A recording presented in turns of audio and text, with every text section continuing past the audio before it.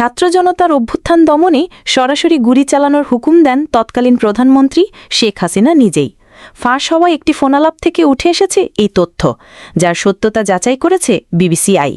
X Bangladesh leader authorised deadly crackdown leaked audio suggests শিরোনামের প্রতিবেদন প্রকাশ করেছে বিবিসি।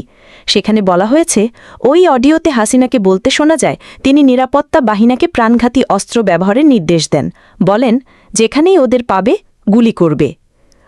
হাসিনার অনুপস্থিতিতেই বাংলাদেশে মানবতা বিরোধী অপরাধের জন্য গঠিত বিশেষ ট্রাইব্যুনালে তার বিচার শুরু হয়েছে।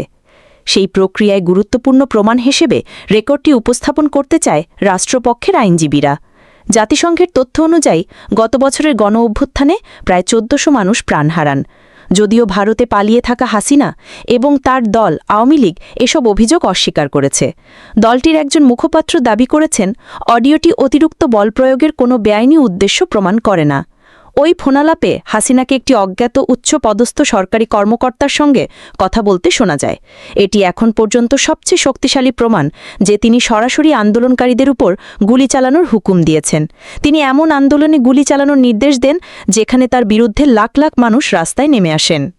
সরকারি চাকরিতে মুক্তিযোদ্ধাদের সন্তানদের জন্য কোটা বাতিলের দাবিতে আন্দোলন শুরু করেন শিক্ষার্থীরা, যা এক পর্যায়ে গণবিক্ষোভের রূপ নেয়।